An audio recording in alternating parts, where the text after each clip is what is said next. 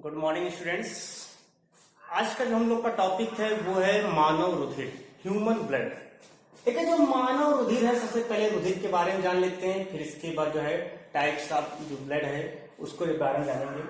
जो मानव रुधिर होता है, सबसे पहले इसके अगर देखा जाए जो कैसा होता है तो ये थोड़ा साल्टी होता है, नमकीन है। तो स्वाद की अगर हम बात करें, इसका जो टेस्ट जो होता है वो साल्टी होता है, नमकीन होता है, थोड़ा सा नमकीन होता है, काफी चिपचिपा होता है। इसके अलावा म्यूसिलेजिनस होता है, मतलब कि काफी चिपचिपा होता है, म्यूसिलेजिनस होता है, चिपचिपा होता है। जल से कुछ भारी होता है, मतलब इसकी जो घनत्व होता है जल से लगभग 1.04 जो है इसका घनत्व अधिक होता है, मतलब ये जल से कुछ भारी होता है। श्यानता, मतलब इसका चिपचिपापन है, श्यानता भी जो काफी अधिक होता है, लगभग जो सामान्य होता है जल उससे 4.5 से लेकर के 5.5 तक इसका श्यानता होता है, तो ये अधिक होता है।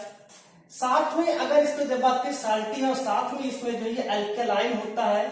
इसके जो अगर नेचर की बात किया जाए, इसकी जो प्रकृति होती है नेचर, तो नेचर के अकॉर्डिंग कहते हैं ये अल्कलाइन जो है होता है। अल्कलाइन मतलब है कि यहाँ पर इसका पीएच मान होता है वो पीएच मान 7 के ऊपर होता है, लगभग 7.4 इसका पीएच मान होता है, मतलब ये जो है क्षारीय प्रकृति का होता है।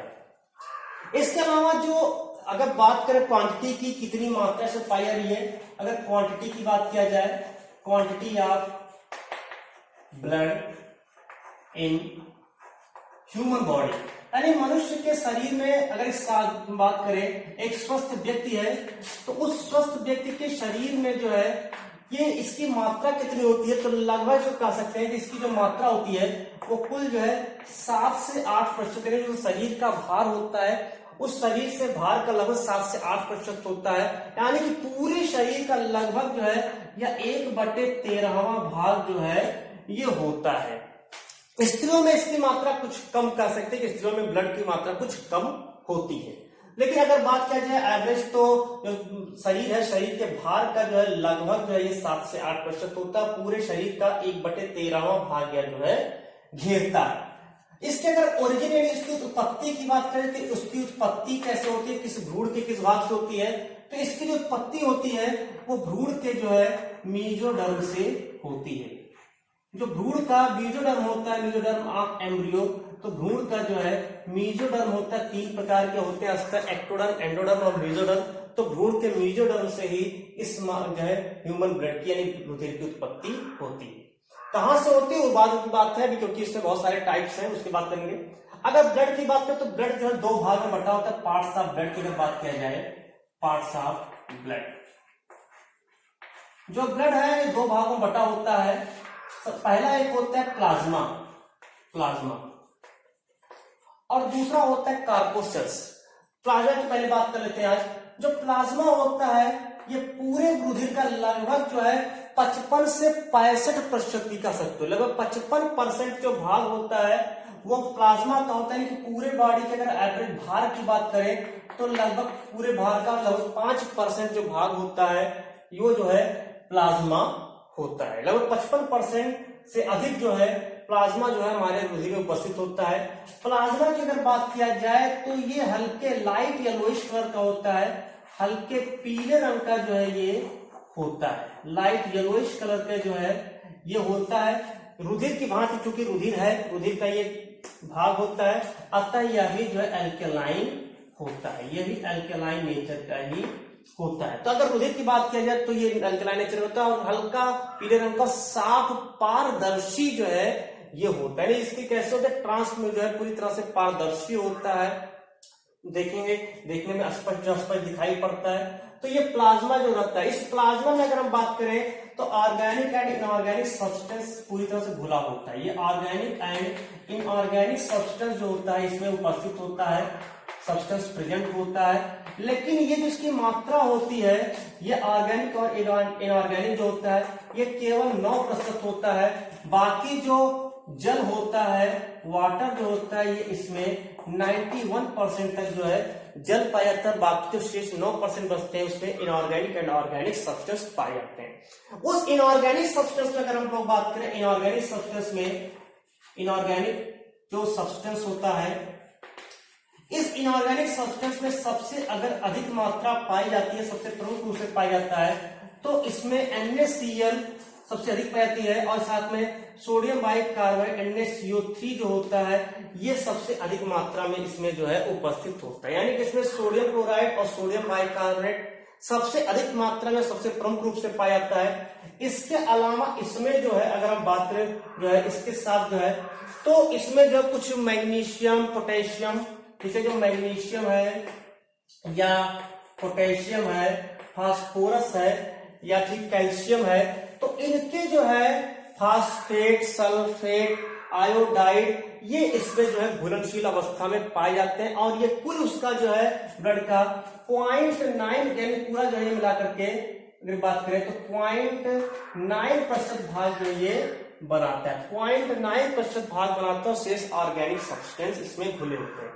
इसी इनऑर्गेनिक सब्सटेंस घुले होने के कारण यह जो हल्का क्षारीय होता है, पीएच मान 7.4 इसका भी लगभग आता है। जो रुधिर है, रुधिर को जो पीएच मान होता है वो इस इनऑर्गेनिक सब्सटेंस पर काफी निर्भर होता है। अगर ऑर्गेनिक सब्सटेंस की बात किया जाए, जो कार्बनिक पदार्थ होते हैं वो कार्बनिक पदार्थ इसमें विलयशील अवस्था में पाए जाते हैं, घुलनशील अवस्था में रहते हैं और ये घुलनशील अवस्था में पूरे बॉडी में सर्कुलेट होते रहते हैं। कौन कौन से ऑर्गेनिक सब्सटेंस उसको देखेंगे। सबसे पहले इसमें आता है प्लाज्मा प्रोटीन। प्लाज्मा प्रोटीन, जो प्लाज्मा प्रोटीन होता है, जब प्लाज्मा प्रोटीन की बात किया जाए सबसे पहला इसमें होता है तो इसमें बहुत सारे प्लाज्मा और प्रोटीन होते हैं। इसमें 4 प्रमुख होते हैं, एल्ब्यूमिन, ग्लोबुलिन, ये ग्लोबुलिन, प्रोथ्रोम्बिन और फाइब्रिनोजन। ये जो होते हैं सबसे प्रमुख रूप से जो इसमें पाए जाते हैं। इसमें जो प्रोथ्रोम्बिन होता है, प्रोथ्रोम्बिन हो गया, और जो फाइब्रिनोजन होता है, ये जो दोनों होते हैं ये यहाँ पर रुधिर में थक्का जमाने का काम करते हैं। कहीं चोट लग जाता है, कट जाता है तो रुधिर का थक्का जमाने का कार्य ये करता है। यानी ब्लड क्लॉटिंग वाला जो है ये प्रोटीन होता है, ये ब्लड क्लॉटिंग में सहायक होता है, ब्लड क्लॉटिंग में भाग लेता है। जबकि जो एल्ब्यूमिन होता है, एल्ब्यूमिन संख्या में सबसे अधिक होता है। एल्ब्यूमिन की बात करें तो ये सबसे हाईएस्ट नंबर होता है इसका, ये सबसे अधिक मात्रा में जो है ये पाया जाता है, सबसे अधिक संख्या में पाया जाता है और ये हमारी बॉडी में ऑस्मो रेगुलेशन का काम करते हैं, परासरण नियमन का कार्य करता है। ऑस्मो रेगुलेशन का कार्य करता है, परासरण नियमन का कार्य करता है। जो ग्लोबुलिन होता है, ये ग्लोबुलिन जो है ये इम्यूनोग्लोबुलिन का काम करता है, इम्यूनोग्लोबुलिन बनाता है। ये इम्यूनोग्लोबुलिन जो होता है, ये इम्यूनोग्लोबुलिन हमारे शरीर में जो प्रहरी का काम करता है। यानी कह सकते हैं जो एंटीबॉडीज होता है उस एंटीबॉडीज का काम करता है। मीन्स कोई भी मान लेते जैसे इम्यून सिस्टम भी कह सकते हैं, शरीर में कोई भी जो है जीवाणु रोगाणु आते हैं तो उसको नष्ट करने का काम करता है। अगर इनकी उत्पत्ति की बात किया जाए तो जो एल्ब्यूमिन है, वो प्रोथ्रोम्बिन है, फाइब्रिनोजन है, इसकी उत्पत्ति यूजुअली जो प्लाज्मा प्रोटीन है इनकी उत्पत्ति की अगर बात किया जाए तो सबकी उत्पत्ति जो होती है ये लीवर सेल से होती है। लीवर सेल से होती है, यकृत कोशिकाओं से बन करके ये रुधिर में जाती रहती है। लेकिन इसमें जो ग्लोबुलिन होता है ये यहाँ पर इसकी उत्पत्ति लिम्फॉइड ऑर्गन से होती है। मतलब इसकी जो उत्पत्ति होती है वो लिम्फॉइड ऑर्गन से होती है। और बाकी की जो उत्पत्ति होती है, बाकी की अगर हम लोग बात किया जाए तो यहाँ पर जो है बाकी एल्ब्यूमिन है, प्रोथ्रोम्बिन, फाइब्रिनोजन, इसकी जो उत्पत्ति होती है यकृत कोशिकाओं से होती है। इसकी भी यकृत कोशिकाओं, लेकिन इसके अतिरिक्त ये लिम्फॉइड ऑर्गन से भी बनता है। तो ये रहता है प्लाज्मा प्रोटीन जो हमारे जो है इस प्लाज्मा में पाया जाता है। दूसरा अगर हम बात करें जो हमारे प्लाज्मा प्रोजेक्ट होता है digestive nutritive substance. Digestive nutritive substance में जैसे मान लेते हैं ग्लूकोज है, ग्लूकोज उपस्थित है, या मान लेते हैं लिपिड है, फैटिक एसिड है, ठीक है, या क्या नाम है उसमें ग्लिसरॉल है,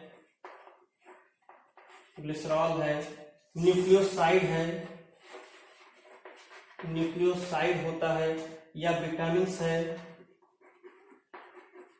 अमीनो एसिड है, कोलेस्ट्रॉल है। तो ये सभी जो हमारे भोजन में पाया जाता है, वो भोजन से जो है जब उसका डाइजेशन होता है तो वो भी डाइजेस्ट होकर के हमारे जो ब्लड होता है उस ब्लड में जाता है, ब्लड में जाकर के प्लाज्मा का ये एक महत्वपूर्ण जो है अंश बना लेता है। तो इसको हम लोग कहते हैं डाइजेस्टिव न्यूट्रिटिव सब्सटेंस। तीसरा अगर हम बात करें तो एक्सक्रीटरी सब्सटेंस भी इसमें जो है पाए जाते हैं। एक्सक्रीटरी सब्सटेंस में जैसे बात कर लेते हैं कि जो कुछ एक्सक्रीटरी मटेरियल होते हैं, जैसे यूरिया हो गया, यूरिक एसिड हो गया, क्रिटिनिन हो गया, क्रिटिन हो गया, क्रिटिन्स हो गया। तो ये सभी जो पदार्थ होते हैं, चाहे यूरिया, यूरिक एसिड, क्रिटिनिन, क्रिटिन्स जो होते हैं, ये जो हमारे जहां जब भोजन का डाइजेशन होता है तो उसके बाद जो अपशिष्ट पदार्थ बचते हैं, वो अपशिष्ट पदार्थ भी जाकर के इसमें मिलते हैं और यहाँ से ये वृक्क की कोशिकाओं में पहुंच करके वृक्क के द्वारा शरीर से बाहर निकाल दिए जाते हैं। तो ये यहाँ पर जो एक्सक्रीटरी सब्सटेंस भी पाए जाते हैं। इसके आगे अगर हम बात करें तो और क्या क्या पाया जाता है तो उसकी बात कर लेते हैं। इसमें जो है कुछ डिजॉल्व गैस भी पाए जाते हैं, डिजॉल्व गैस भी उपस्थित होता है। चौथा डिजॉल्व गैस, इसमें जो कुछ घुलनशील गैस भी पाए जाते हैं।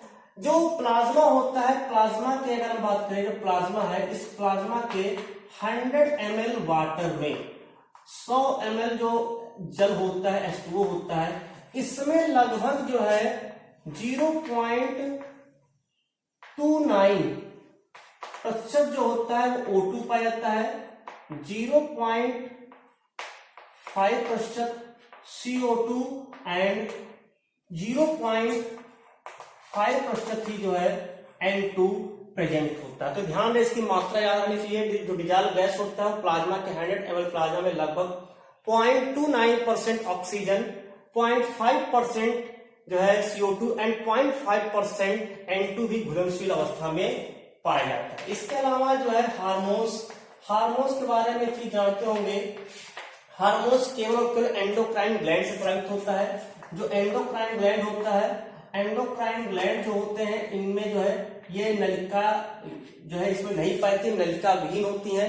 तो इससे जो भी पदार्थ जो है स्रावित होता है सीधे रुधिर में ही जाकर के गिरता है। तो जो हार्मोन्स होते हैं वो हार्मोन्स भी जाकर के जो है जो प्लाज्मा उस प्लाज्मा में जाकर के पहुंचते हैं। छठा होता है डिफेंसिव सब्सटेंस। अगर डिफेंसिव सब्सटेंस की बात करें, यानी कि रक्षात्मक जो है बात किया जाए, तो रक्षात्मक जो डिफेंसिव होते हैं, रक्षात्मक जो होते हैं, इस रक्षात्मक पदार्थों में जैसे मान लेते हैं रक्षात्मक पदार्थ में इम्यूनोग्लोबुलिन है। ये जो इम्यूनोग्लोबुलिन होते हैं, ये हमारे शरीर में जो है इम्यून सिस्टम का कार्य करते हैं। और ये जो इम्यून सिस्टम होते हैं, ये इम्यूनिटी होती है, ये हमारे शरीर में ही उपस्थित होते हैं। इसके अलावा जो इसी में डिफेंसिव में लाइसोजाइम भी पाया जाता है। ये लाइसोजाइम एंजाइम होता है। ये लाइसोजाइम एंजाइम जो भी हानिकारक बैक्टीरिया या जो भी रोगाणु होते हैं उसको जो है लाइसिस करने का काम ये जो है करते हैं। इसके अलावा प्रोपेरडीन भी उसमें उपस्थित होता है। प्रोटीन का बना होता है प्रोपेरडीन भी जो होता है यह भी इम्यून सिस्टम का कार्य करता है, जो आए हुए हानिकारक रोगाणु जीवाणु को नष्ट करता है। और सातवां होता है, इसमें एंटीकोगुलेंट पाए जाते हैं।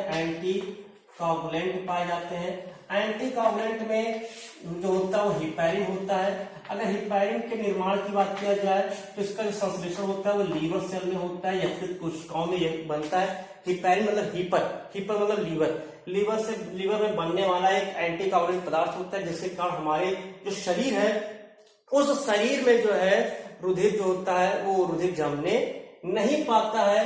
तो इस तरह से एंटीकोगुलेंट हमारे शरीर में पाया जाता है हिपैरिन के रूप में। ये हिपैरिन रुधिर को जो है शरीर में जमने से रोकता है, और जब कहीं पर चोट लगता है, कटता है, तब वहां पर जब फाइब्रिनोजन और जो इसके अलावा जो ये था नाम प्रोथ्रोम्बिन है, ये जाकर के ब्लड क्लॉटिंग का कार्य करता है। सबसे पहले हिपैरिन को ही इनएक्टिवेट करता है। तो हिपैरिन को इनएक्टिवेट करने के बाद जो है ब्लड क्लॉटिंग की प्रक्रिया प्रारंभ होती है। तो ये तो था पहला पार्ट यानी कि ब्लड प्लाज्मा। इसका सेकंड जो पार्ट है जिसको कहेंगे कार्पोसेल्स। कार्पोसेल्स, देखिए कार्पोसेल्स थोड़ा सा इसका चार्ट आज बना देते हैं, बाद में उसको पढ़ देते हैं। कार्पोसेल्स के बारे में हम लोग बात करते हैं। सेकंड पार्ट कार्पोसेल्स, चार्ट आज थोड़ा सा बना लेते हैं, चार्ट बनाए रहेंगे तो समझना आसान रहेगा। देखिए जो ब्लड कार्पोसेल्स होता है जिसको हम लोग रुधिराणु कहते हैं, ब्लड कार्पोसेल्स, ब्लड कार्पोसेल्स। ब्लड कार्पोसेल्स जो होता है इसकी बात करें 3 प्रकार के होते हैं। एक होता है आरबीसी जिसको हम लोग कहते हैं रेड ब्लड कार्पोसेल्स, इसको आरबीसी कहते हैं, आरबीसी। इसके अलावा इसको एक और नाम से जानते हैं, इसको कहते हैं एरिथ्रोसाइट, एरिथ्रोसाइट कहते हैं। दूसरा होता है व्हाइट ब्लड कार्पोसेल्स, डब्ल्यूबीसी। इसको जो है ल्यूकोसाइट कहते हैं। और तीसरा होता है ब्लड प्लेटलेट्स, इसको जो है थ्रोम्बोसाइट कहा जाता है। तो ये 3 प्रकार के कार्पोसेल्स होते हैं, आरबीसी, डब्ल्यूबीसी एंड प्लेटलेट्स। तो डब्ल्यूबीसी होता है 2 प्रकार का होता है, एक होता है ग्रैनुलोसाइट और एक होता है एग्रेनुलोसाइट। ग्रैनुलोसाइट मतलब कणिकामय और एग्रेनुलोसाइट मतलब अकणिकामय। जो ग्रैनुलोसाइट होता है ये 3 प्रकार के होते हैं, एसिडोफिल्स। एसिडोफिल्स को जो है एक और नाम से जानते हैं इयोसिनोफिल्स, फिल्स।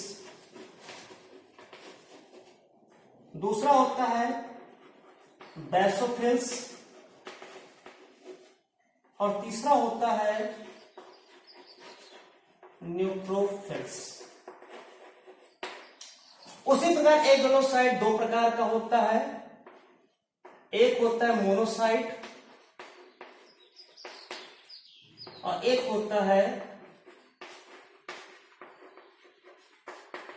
लिम्फोसाइट। तो हम लोग जो है आगे पढ़ेंगे ब्लड कार्पोसेल्स में RBC, WBC, blood platelets. WBC में ग्रैनुलोसाइट, एग्रेनुलोसाइट। ग्रैनुलोसाइट में 3 पढ़ेंगे, एसिडोफिल्स, बेसोफिल्स, न्यूट्रोफिल्स।